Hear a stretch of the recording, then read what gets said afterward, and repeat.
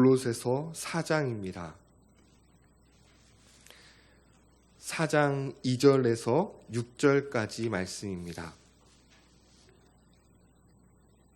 우리 함께 봉독하겠습니다.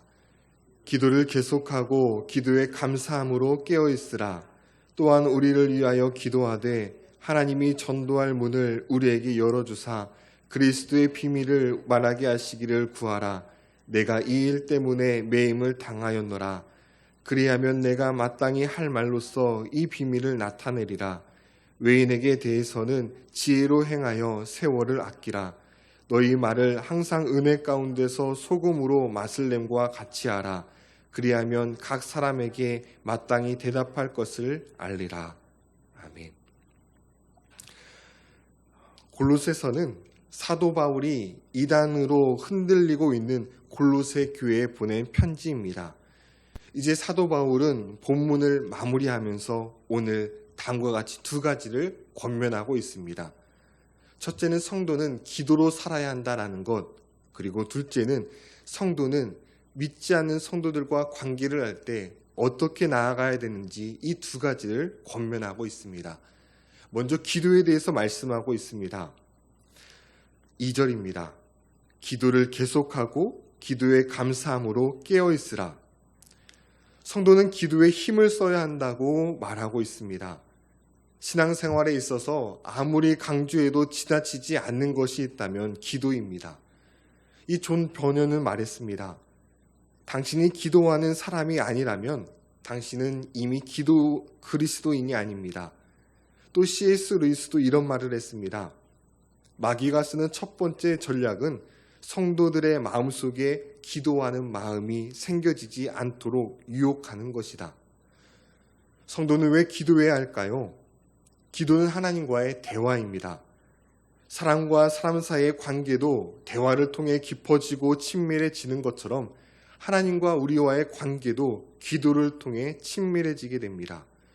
부자 간에 대화가 없으면 아무리 부모 자식 간이라고 할지라도 친밀한 관계가 형성되지 않는 것처럼요. 우리가 하나님의 자녀이지만 아버지 하나님과 대화하지 아니하면 하나님의 마음을 알 수도 없고 친밀해질 수도 없습니다. 그러나 기도를 통하여 하나님께 우리 마음을 아뢰고 하나님의 마음을 구하게 되면 하나님은 기도를 통해 우리에게 당신을 계시하시고 우리를 향한 아버지의 뜻을 알려주십니다. 우리가 기도를 해야 하는 실제적인 이유가 있습니다. 하나님은 우리의 기도를 들으시고 선하신 뜻대로 응답해 주십니다. 역대하 20장 말씀을 보면 유다왕 여호사밧은 큰 위기 가운데 처하게 됩니다. 이 모압과 암몬이 연합하여 쳐들어오게 된 것이죠. 이때 객관적인 전력에서 크게 밀렸던 유다왕 여호사밧은 백성들로 하여금 금식하게 하고 그리고 하나님 앞에 간구하게 합니다. 우리를 치러 오는 이 큰 무리를 우리가 대적할 능력이 없고 어떻게 할 줄도 알지 못하고 오직 주만 바라보나이다. 그리고 그가 기도와 함께 찬양대를 앞세워 나아갈 때 하나님은 복병을 두어 그들을 물리쳐 주셨습니다. 성경은 너희가 얻지 못함은 구하지 아니하였기 때문이라고 말씀합니다. 우리 예수님께서도 구하라. 그리하면 너희에게 주실 것이요. 찾으라. 그러면 찾을 것이요. 두드리라. 그러면 문이 열릴 것이라고 말씀하셨습니다. 자, 그렇다면 어떻게 기도해야 될까요? 우리 2절 말씀을 다시 보시면 먼저 계속해서 기도하라고 말씀합니다. 기도를 계속하라는 것은 항상 기도하라는 말과 동일합니다. 어려운 일, 필요한 일이 생겼을 때만 기도하는 것이 아니라 기도는 항상 계속되어야 한다. 쉬지 말고 기도해야 한다라는 것입니다. 여기서 쉬지 말고 기도하라는 것은 기도가 중요하니 다른 모든 것은 제쳐두고 기도만 하라는 것은 아닙니다. 중요한 일이 있든 그리고 사소한 일이 있든 너의 뜻대로 결정하지 말고 모든 일을 하나님께 물으라는 것이지요. 다시 말해 이 말은 기도로 살라라는 뜻입니다. 무엇을 하든지 기도부터 하고 하나님께 여쭈라는 것입니다. 우리가 기도하지 아니하면 내가 주인 되는 삶을 살게 됩니다. 그러나 기도하면 하나님이 우리의 주인 되십니다. 그렇기 때문에 기도로 살라 항상 기도하라고 말씀하고 있습니다. 또한 2절을 보시면 감사함으로 기도하라고 하십니다.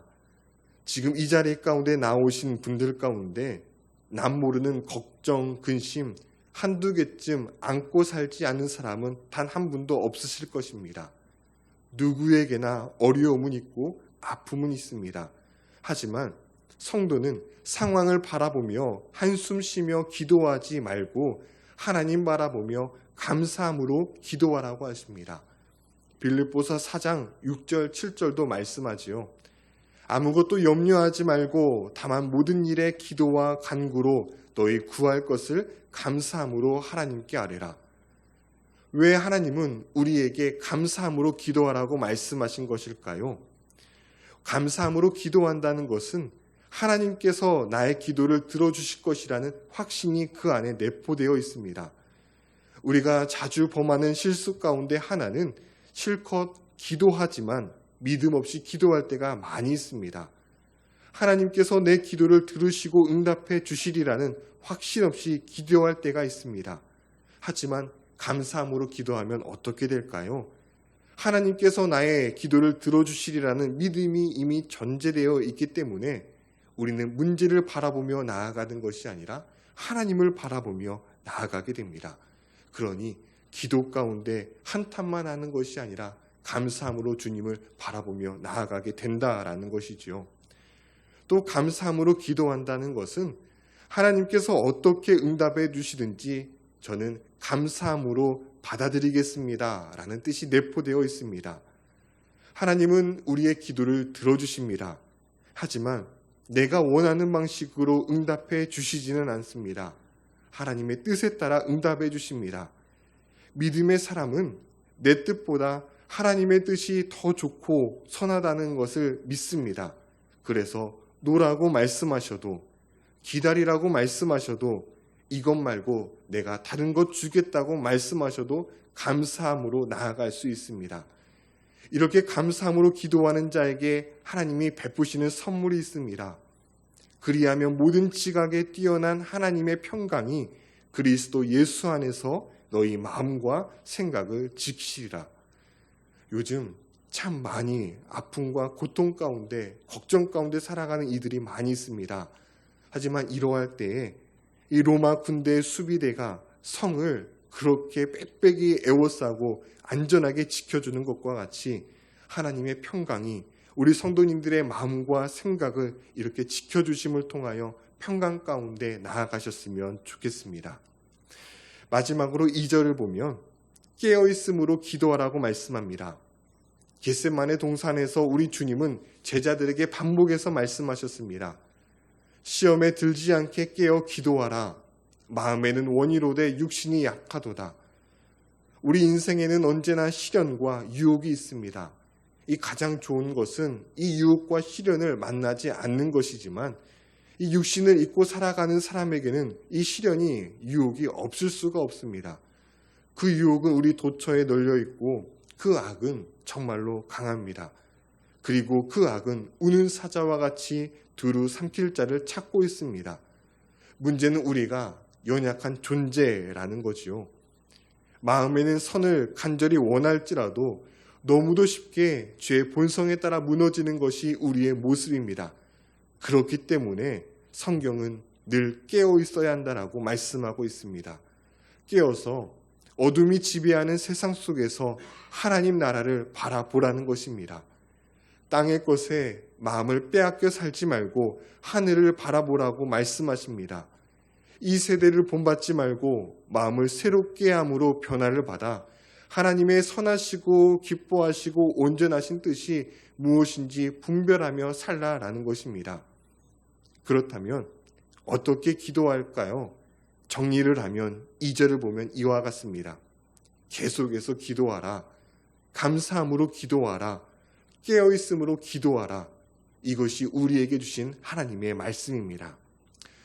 이어서 4절 말씀을 보면 성도는 자기를 위해서 기도할 뿐 아니라 타인을 위해서도 기도해야 한다라고 말합니다.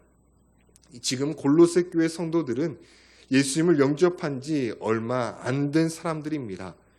대부분이 초신자이고 그리고 이방인들입니다.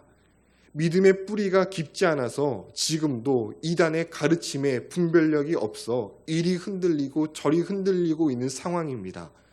하지만 사도 바울은 아무리 믿음이 연약한 성도라 할지라도 성도는 마땅히 자기 자신만을 위한 기도를 넘어 이웃을 위해 중보해야 할 것을 가르칩니다. 잠깐이라도 좋다. 타인을 위해 중보하는 삶을 살아야 한다라는 것입니다. 그러면서 특별히 사도 바울은 자신을 위해 기도해 줄 것을 요청하고 있습니다. 지금 바울은 이 편지를 쓸 때 감옥에 있습니다.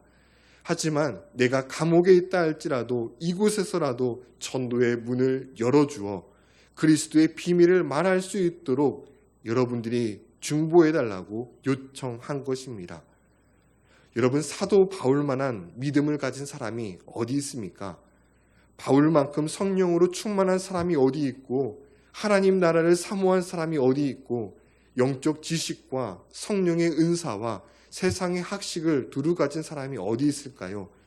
그럼에도 그가 초신자인 성도들에게 중보 기도를 요청한 것은 그만큼 중보 기도의 능력을 믿고 있었기 때문입니다.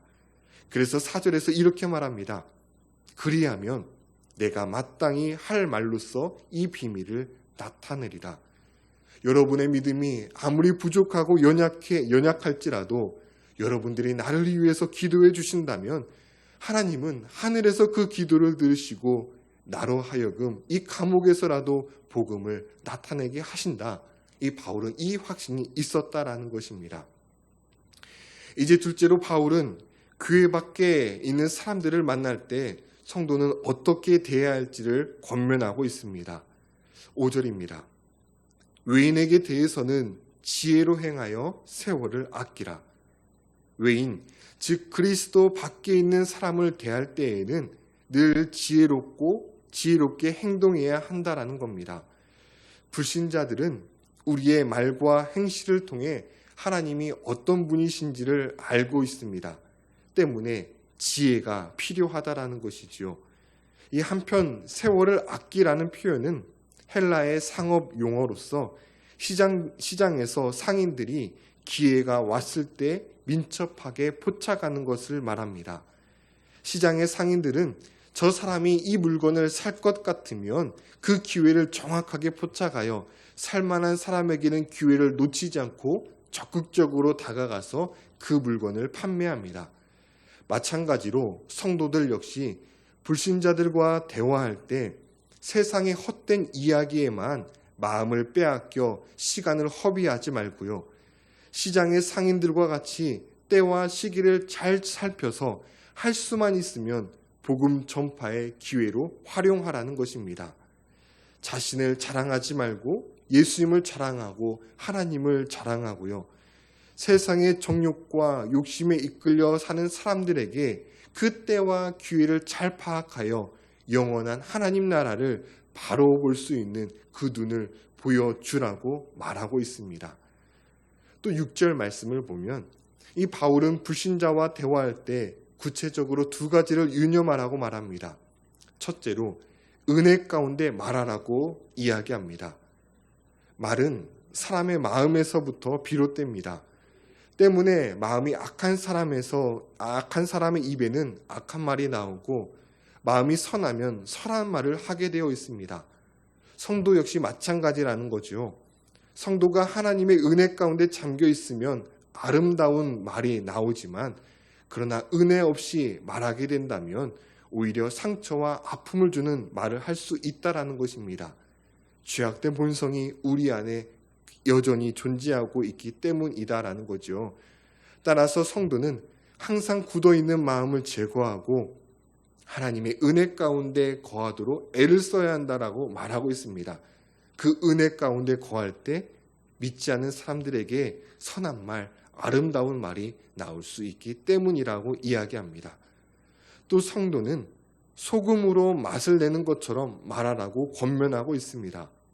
반찬을 먹을 때도 그렇고 고기를 먹을 때에도 소금이 빠지면 영 맛이 없습니다. 적절히 소금이 배어 있어야 음식이 맛깔나고 훨씬 풍미가 있습니다. 성도의 언어가 이와 같아야 한다라는 거죠. 말 한마디 한마디를 할 때마다 풍미가 있고 맛깔스럽고 기쁨을 주는 말을 하라는 것입니다. 여기서 유념할 점이 있습니다. 6절을 보시면 성도는 항상 이처럼 말을 해야 한다고 이야기합니다. 늘 마음에 은혜가 충만한 상태로 말을 하고 소금이 음식을 맛깔스럽게 하듯 풍미가 있는 말을 항상 하라는 것입니다. 세상 사람들과 같이 똑같은 말이 아닌 뭔가 예수님의 제자로서 구별된 말, 그래서 만나면 무언가 하나라도 도움을 주고 영적 세계를 보여주는 그런 말을, 유익이 되는 말을 하라라고 이야기하고 있습니다. 대화할수록 피하고 싶은 사람이 되지 말고 헤어지면 만나고 싶고 또 찾고 싶은 사람, 그런 사람이 되라고 권면하고 있습니다. 성도가 이런 사람이 되면 복음의 문이 열려지게 되고 그가 가는 곳이 하나님의 나라가 될 수 있다라는 것이지요. 오늘 말씀을 생각하면서 이 시간 함께 기도하시겠습니다. 바울은 오늘 두 가지를 권면하였습니다. 성도는 기도로 살아야 한다. 기도를 항상 하고 감사함으로 기도하고 깨어서 기도해야 된다. 그리고 아무리 믿음이 적은 성도라 할지라도 자신만을 위해서 기도하지 말고 중보함으로 기도해야 된다라고 말씀하고 있습니다. 이어서 믿지 않는 신자들과 대화할 때에는 지혜로서 말을 하라고 권면합니다. 지혜로 말을 하라라는 것은 마음 가운데, 은혜 가운데 충만한 상태로 말을 하라고 이야기하고 있고, 그리고 소금이 맛을 내듯 언제나 구별된 말, 그리고 만나고 싶고 또 만나고 싶은 그런 언어로서, 그리고 이 땅의 모습이 아닌 하나님 나라를 보여줄 수 있는 그런 말을 하라고 권면하고 있습니다. 오늘 이 말씀을 생각하면서 기도로 살게 하시고 믿지 않는 사람들과 대화할 때도 그렇게 소망을 주고 위로를 주고 하나님 나라를 보게 할 수 있는 그런 말을 하며 살아갈 수 있는 오늘 하루가 될 수 있도록 함께 기도하시겠습니다.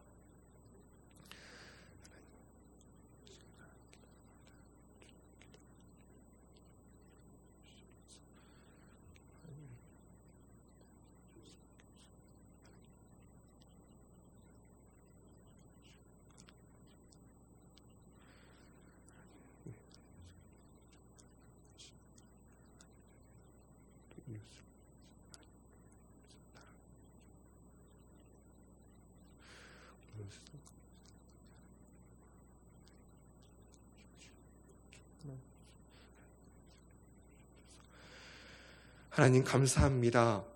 어떻게 기도해야 될지 말씀을 통하여 알려주심에 감사드립니다. 무엇을 하든지 하나님 우리가 중요한 일만 기도하는 것이 아니라 사소한 일에 있어서도 기도하게 하시고 감사함으로 기도하시고 깨어있음으로 기도하게 하여 주시옵소서. 우리의 문제가 아무리 크고 급박하다 할지라도 이웃을 향한 기도, 나라를 위한 기도, 교회를 위한 기도는 빠뜨리지 않게 하여 주시옵소서. 오늘 이제 우리 성도님들 세상 가운데 나아갑니다. 믿지 않는 사람들과 만날 때에 세상 이야기로 세월을 허비하는 것이 아니라 세월을 아끼라고 말씀하셨으니 분별력 있게 대화하게 하여 주시고 먼저 우리 마음 가운데 은혜가 충만하게 하여 주시옵시고 소금으로 맛을 내듯 그런 말을 할 수 있는 저희 되게 하여 주시옵소서. 예수 그리스도 이름으로 기도드립니다. 아멘. 주님이 가르쳐주신 기도를 함께 드리겠습니다. 하늘에 계신 우리 아버지, 아버지의 이름을 거룩하게 하시며 아버지의 나라가 오게 하시며 아버지의 뜻이 하늘에서와 같이 땅에서도 이루어지게 하소서. 오늘 우리에게 일용할 양식을 주시고 우리가 우리에게 잘못한 사람을 용서하여 준 것 같이 우리 죄를 용서하여 주시고 우리를 시험에 빠지지 않게 하시고 악에서 구하소서. 나라와 권능과 영광이 영원히 아버지의 것입니다. 아멘.